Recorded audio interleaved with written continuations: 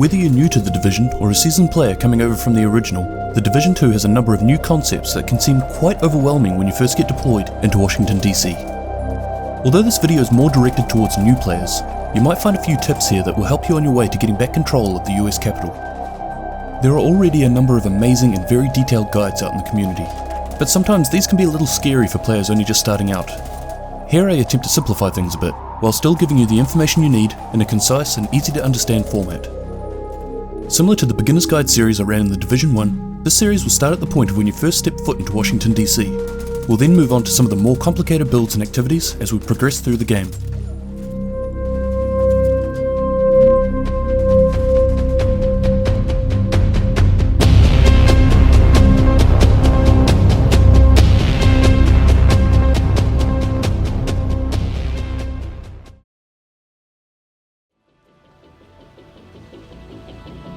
Upon arriving in Washington DC, your first job is to locate and fight your way into the White House. This will become your base of operations for the rest of the game. The base of operations is your main hub. You'll be spending a lot of time here in between missions and other activities. In this area you'll have access to things like vendors, the crafting table, recalibration station, as well as the clan quarters and the PvP area. I'll go into more detail on these later on. When you first visit the White House, most of these won't be available straight away. You need to upgrade your White House in order to unlock most of these. In order to unlock them, you just need to play through the main storyline, and over time, these will become available. And the majority of these are from the settlements.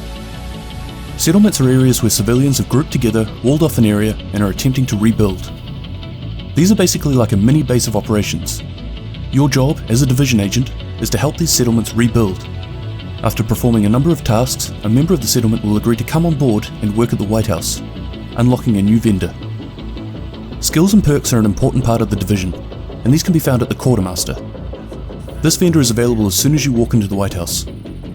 Initially, you don't have any skills or perks. The first perk you get is the ability to equip a second weapon, but later on you can keep upgrading to hold more medkits and grenades, or unlock certain blueprints. I'll cover the skills in more detail in a later video, but for one of your first skills, it's not a bad idea to use a skill that can help you heal while in combat, like the Restorer Hive. For your second skill, it's completely up to you, but something like the Assault Turret can be quite useful when you're first starting out. But don't feel like you're stuck with whatever skill you choose. Over time, you'll be able to unlock them all. New skills and perks can be unlocked through the Quartermaster using SHD tech. This is the first currency that you'll need to find. SHD tech is fairly easy to find though. A lot of it will be gained through running through the main storyline, as all main missions reward it on completion, but also it can be found out in the open world, often behind padlocked cages.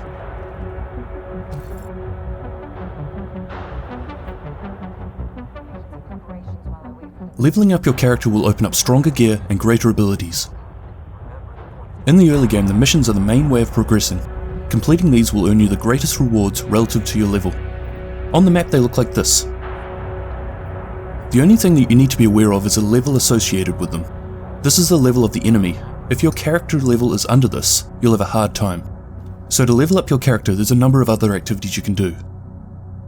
The open world has a huge number of activities, from rescuing hostages to capturing control points around the map. As you progress through the game, these activities will get harder, offering greater rewards and experience. To start with, a lot of these will be marked on the map with a question mark, but as you get closer, the event will reveal itself.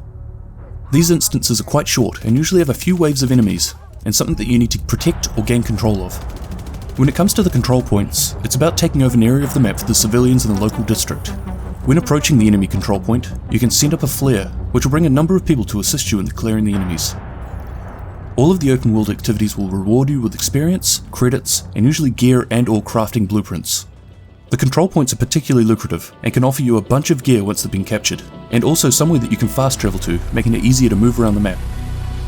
Projects are tasks that are given to us from the settlements, safe houses, and there are also daily and weekly projects that are constantly being updated. Most of these are completed by playing the game as per usual, but some are to collect SHD tech in the open world, which will help with unlocking your skills and perks, and donating gear that you pick up. Over time you'll collect a lot of gear and weapons that will quickly become obsolete as you level up, but before you sell or dismantle these to make space in your bag, check your projects. The easiest way to check these is to go into your map screen and click on this icon here. Scrolling through the projects, you'll see this donation button down the bottom. If it lights up, there is something in your inventory that can be donated to the project. Projects award experience, credits, and gear. Side missions are basically just smaller main missions. Most of these will just pop up on the map as you progress through the story, but some are hidden and require you to talk to someone before they become available. Upon completion, side missions reward you with experience, credits, and a blueprint. But I wouldn't suggest doing the side missions early on. As you start moving towards level 30, leveling up becomes harder, and more experience is required. The experience that side missions provide scales with your current level, and always seems to give around 1/3 of your current level worth of XP. So leaving these until you're around level 18 or higher will provide greater benefits towards your climb to level 30.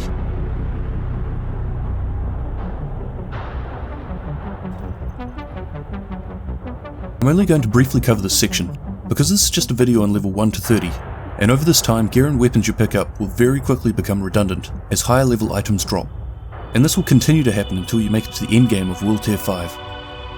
For now I just recommend trying everything out, especially the weapons. Get a feel for them, test them all out. They all have their own pros and cons, they all handle differently. Some are semi-auto, some are auto, but there are some things that don't change, like the optimal range of each weapon archetype. All of the weapons have a number of talents associated with them, gaining a number as the rarity of the items increase. But don't worry too much about these just yet. As I said, once you start gaining a couple of levels, regardless of what's on it and what rarity it is, you'll be needing to change it out for a higher level piece.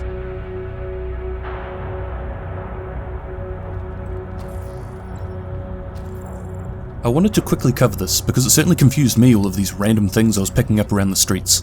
While making your way through the missions and roaming around the open world, you'll find a lot of chests, bags, rubbish bins, drums, boxes, etc. that can all be looted. Some will contain gear and weapons, others might have materials. You might even find things like children's socks and measuring tapes. Just collect everything. When your gear and weapons fill up, donate, dismantle or sell it, because most of it's probably stuff that you forgot about that you're hoarding anyway. With the materials, a lot of this will become useful later on, so just grab as much as you can. Remember to keep an eye on your projects. Some of them will ask you to donate X amount of water or food to a control point. If you fill up, you can increase your holding space by some of the perks in the quartermaster. The materials will become very useful later on when you start using the crafting table and recalibration station. There's certainly no reason why you couldn't start crafting blueprints before level 30, but it definitely isn't necessary. My recommendation would be to hold back unless you fill up with materials.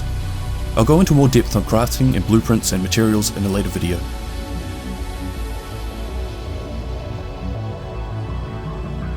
The Division 2 is a cover shooter. This means that when in combat you should be utilising obstacles in your surroundings to hide and take cover from enemy gunfire. Even when compared to the original game, the Division 2 is far more reliant on you taking cover. If there is one thing you take away from this video, this is it. I had thousands of hours spent in the Division 1, and even I wasn't fully prepared for how valuable cover was in this game. Picking the right place to take cover can make all the difference in a firefight. Rather than rushing in guns a-blazing, assess the situation first. Quite often you can spot the enemies long before they spot you, so before engaging, stand back, take a look at the cover points around you. If you find a piece of cover, how easily can you be flanked by the enemy? Do you have room to move away from grenades? Where are all the enemies? What type of enemies are they? This may seem like a lot of planning, but you'll get faster at this. You'll be able to assess an area in just a couple of seconds. But if you start doing this, I promise you'll have a lot more success. The last one can actually be quite important. Learn your enemies. Each hostile faction has a different style of combat, and within each of these factions they have different types of units. For example, all of the factions will have some kind of rusher that will haul ass towards you regardless of what fire you're laying down. It's a good idea to try and take out these guys first, but then you have the medics, and engineers, and don't forget about those annoying grenade dudes. So you've managed to find a sweet position to take on a group of hyenas guarding an area, and you successfully take them down. Next you hear, incoming hostiles detected. These could come from anywhere, including right behind you. The minimap is extremely valuable in this situation. At a glance you can quickly gauge where they're coming from. In fact, in all situations this should be the most often looked at part of your screen. Think of it like the rear view mirrors in your car. You should attempt to get into the habit of checking this so often that you don't even realise you're doing it. The NPCs are smarter in this game, and if you're not keeping an eye on your minimap, you're likely getting flanked.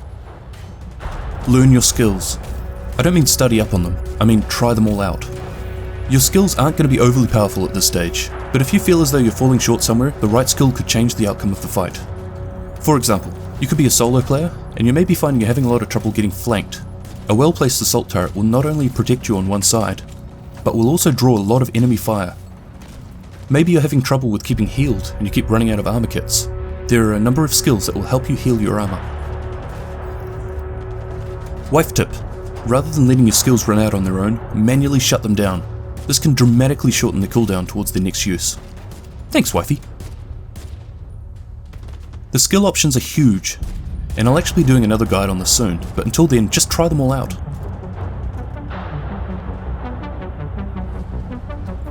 There is so much more detail I could have gone into with each of these categories, but in the interests of keeping it short and concise, and not too confusing for beginners, I've cut a lot out.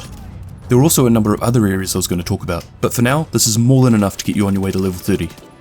Take your time running through the story, and enjoy the beautiful world that they've created. But if you were just wanting to rush through it, the concepts are still the same. Run missions until their level get too high, then focus on open world activities and projects to rank up. When you get to around level 18 to 30, start running side missions alongside the main missions. I have a massive number of topics I'll be talking about in future beginner guide videos, so keep an eye out. For any of you more seasoned players that have watched through this video, please leave a comment with any tips you may have for new players. Otherwise, I'll wrap this one up here and catch you in the next one. Cheers!